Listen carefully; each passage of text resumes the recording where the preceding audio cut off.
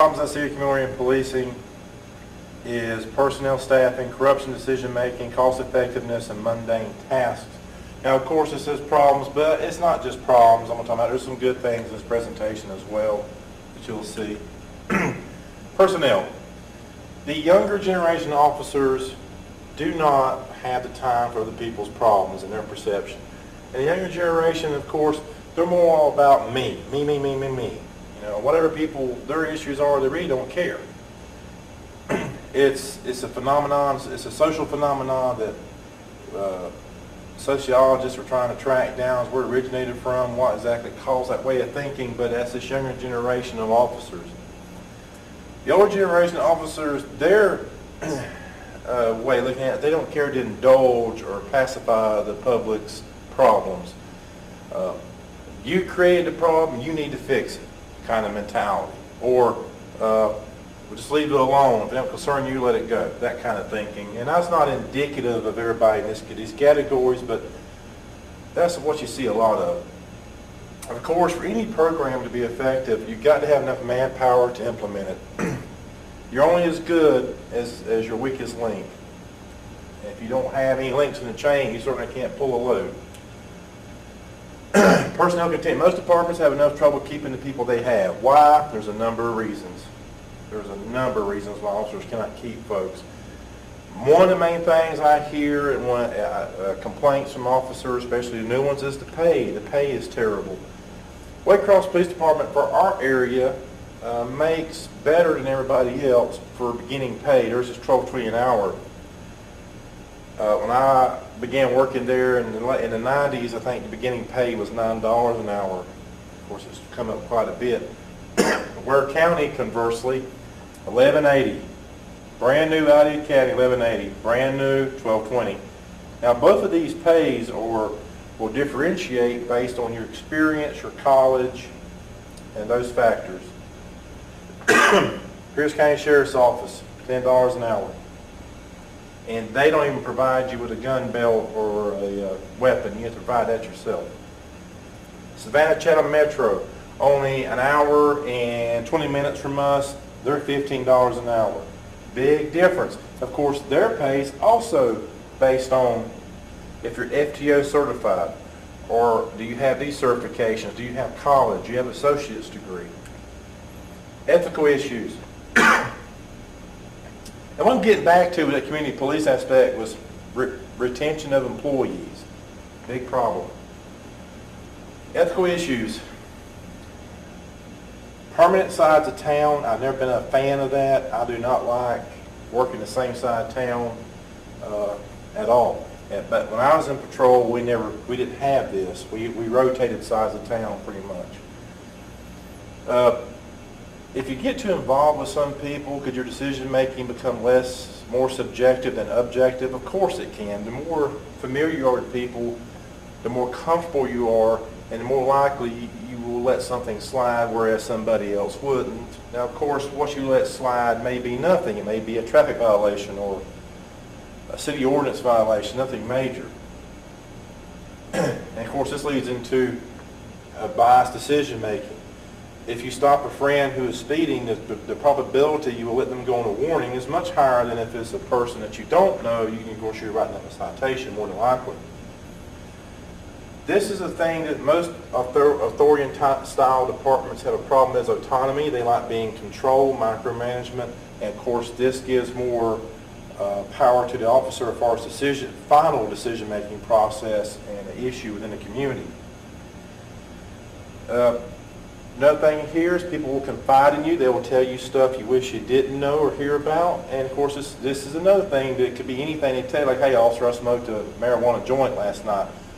Or I did this last night. And it may just be a misdemeanor, it could be a felony, but now the case, you have to look at it. This person trusts enough in you to tell you this, and they're looking for a resolution. They want your help, and that help may be in the form of an arrest, in which case they would may take issue with you with that.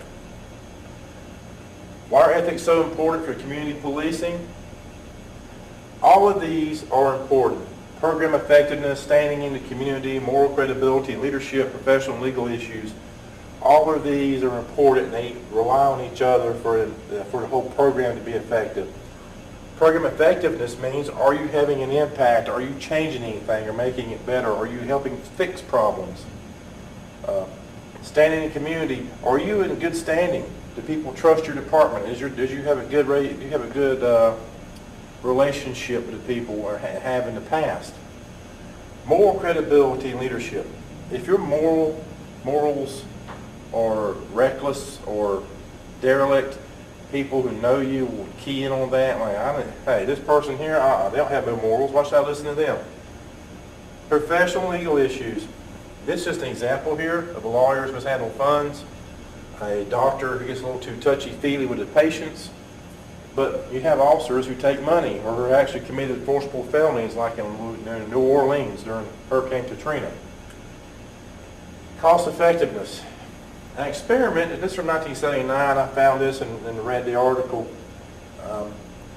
1979, yeah, it's been over 30 years ago, but the thing about it is the fundamentals of community policing are there. It hasn't changed. What has changed are people's mentality and technology.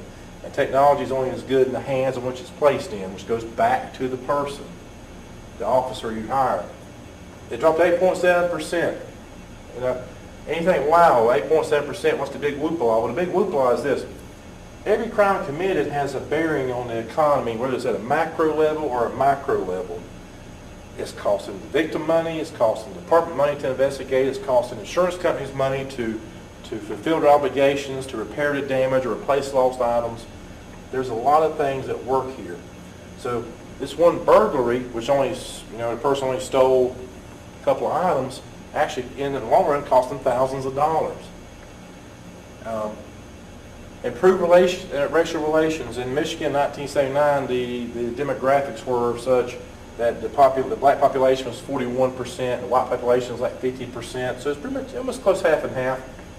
And with that being said, you've got to have good relations with the community. If you don't have that, then you're dead. It's not going to work. Reduction in juvenile delinquency. All kids, particularly key in on people in uniform or people in public service anyway. If they feel they can talk to you and you can guide them in that direction, once you establish that relationship, obviously you're going to see a drop in delinquency. And most kids, particularly males looking for that father figure, or girls looking for that dad figure, somebody that they can look up to, this could change everything for them if they have somebody they can confide in. Crime-related information. Obviously, if you're out in the neighborhood and you're talking to people, being available, they're going to tell you things. They're going to tell you who's doing the burglaries. They're going to tell you who's doing the robberies. Vulnerable populations. These are at-risk individuals. Your elderly, your persons who are in danger of dropping out of high school or failing out or joining the gang. If you're out there, you might could be that voice or reason that changes that for these folks. Cost effectiveness. Continued. Reductions in any event would lead to a decrease in ultimate cost. However, to keep the community program operational, Flint, Michigan cannot sustain it on its own. It had to have support from another agency, a corporation, like the RAND Corporation, who sponsors a lot of research and criminal justice programs. Mundane tasks. A lot of officers say community policing is not real police work. It's not. That's not what I signed on for. I have signed on to chase cars, run blue lights and sirens, not sit around and talk to grandpa about what their problems are. I'm not a counselor. And that's just mentality. You have to work to change this view of community policing. Resistance to change. Why? Because police officers are traditionally quite conservative. We like things that are orderly and fashionable and not against the fabric of society. And police work in itself is inherently regimented and structured, so we like that. And this tendency fosters that belief and that we don't want to change, we don't like it. Enforcement of the law. Some officers see it as is, but the public says how it should be. And this is a conflict where John Q. Sisson says, well, I just don't think that's right. I think I should go there and whip his behind, but you say, no, sir, you can't do that because that would result in your arrest. But he hit me first. Well, I understand that, but that's not how it's going to work. And also, a lot of officers also don't understand the concept of the spirit of the law versus the letter of the law. Yes, you have laws on the books, like the Georgia Traffic Code has over 2,000 violations in it. And you could enforce every one of them if you choose to. But if you did that, you'd have the public so angry at you, they would not want to tell you what time of day it is. They may tell you what pot you can go piss in, but they wouldn't tell you what's going on. So you have to have some common sense when enforcing the statutes. Not everything that's in that book is necessary. Some of it needs to be taken out, but that's not our place to say.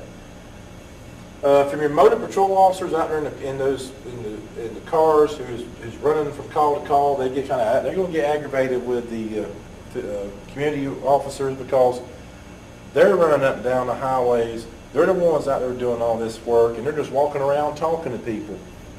Another thing that gets another thing is when an officer sees another officer has a first name basis with somebody in the community and knows them on a more personable level, there's a little bit of jealousy there.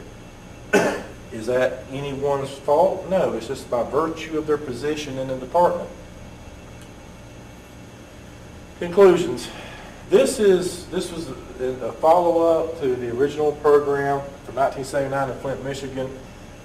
This is some of the statistics. This isn't all of it. This is some of it. There's much more, but for time constraints. Are you satisfied with the foot patrol in your neighborhood? 1981, people said yes. 73% said yes. 95, 60.2% said yes. Why decline? Political climate, people move away. All the persons in the original survey may have had died or moved away or were not reachable. And I'll say this is the days before the internet, so you couldn't send an email to these folks and get a response like you can today. But therefore, out of, I believe it was around 200 persons surveyed, only 98 could be reached for follow-up. Is that a big enough base of population to get an adequate baseline? I don't know. Have you spoken to the foot patrol officer in your area? Once again, if you speak to the officer and get to know them, this helps establish good relationships with the folks. 1981, 80% said yes. In 1985, 77.6% said yes. It's a drop, but not that much of a drop. Things have changed around this time in America. You had a new president come in. You had different views on police work, and you had some legal issues come out from 1980 violation of code.